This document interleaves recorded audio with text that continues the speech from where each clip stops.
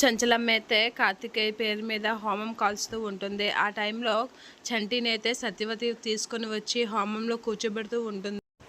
ఇక సింధూర్ అయితే షాక్ అవుతూ ఉంటుంది సత్యవతి చేసిన పనికి. ఇక చంచలమ్మ అయితే హోమం కాల్చుతూ ఉంటుంది. అలా హోమం కాలుస్తూ పూజ అయితే చేస్తూ ఉంటారు చంచలమ్మ వాళ్ళందరూ కలిసి. ఇక సత్యవతి అయితే రవి చాముండి దగ్గరికి వచ్చి, మీరు నన్ను ఎందుకు కొట్టారో నాకు తెలుసు, నేను ఎలా అయినా సరే మీ అంత చూస్తాను, ఈ విషయం అందరికీ చెప్తానంటే, మేము మిమ్మల్ని కొట్టానా, ఏం మాట్లాడుతున్నారండి అనేది అంటూ ఉంటాడు. ఏంట్రా నటిస్తున్నా, మీరు నన్ను కొట్టారు అని చెప్పి సత్యవతి అయితే రవిని చాలా గట్టిగా అడుగుతూ ఉంటుంది. ఏంటే ఎక్కువ చేస్తున్నావు అని చెప్పి సత్యవతిని అయితే తోయబోతూ ఉంటాడు. అదే టైంలో చంటి వచ్చి వాళ్ళ అమ్మని పట్టుకుంటూ ఉంటాడు. నువ్వు మా అమ్మనే కొడతావరా, నిన్ను అసలు ఇప్పుడు ఎవరూ కాపాడలేరు అని చెప్పి చంటి అయితే చాలా కోపంతో రగిలిపోతూ రవి దగ్గరికి అయితే వెళ్తూ అంటూ ఉంటాడు. అలా అనేసరికి చాముండి కూడా షాక్ అవుతూ ఉంటుంది చంటి మాటలకి. ఇక రవిని అయితే చంటి కొడుతూ ఉంటాడు.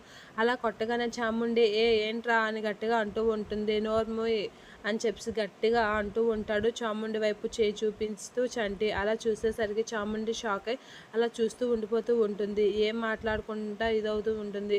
ఈరోజు ఎవరు నేను కాపాడలేడురా అని చంటి అనేసరికి, నీ సంగతి తేల్స్తాను రా అని రవి అంటూ ఉంటాడు.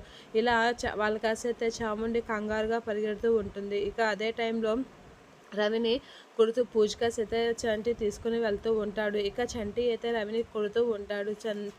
సింధూర వీళ్ళు ఎంత ఆపినా సరే రవి ఆపకుండా కొడుతూనే ఉంటాడు. రవిని అయితే అలా కొడుతూ అక్కడే ఉన్న దీపపు కుందుని తీసేసరికి అక్కడ కార్తికేయ ఫోటో అయితే కాలిపోతూ ఉంటుంది. అది చూసి చంచలమ్మ షాక్ అవుతూ ఉంటుంది. అలా ఫోటో కాలిపోతుండగా సింధూర కూడా చూసి షాక్ అవుతూ ఉంటుంది. అలా చూసి షాక్ అయి ఒకసారిగా భయపడుతూ ఉంటుంది. ఇక చంటి ఎంతైనా సరే రవిని ఆపకుండా కొడుతూ ఉంటాడు. అలా ఫోటో కాలడం చూసి అందరూ ఒకసారిగా షాక్ అయి ఇదవుతూ ఉంటారు. అదేమీ పట్టించుకోకుండా చంటి అయితే రవిని కొట్టడంలోనే ధ్యాస పెడుతూ రవి కాసి అయితే అలా వెళ్తూ ఉంటాడు.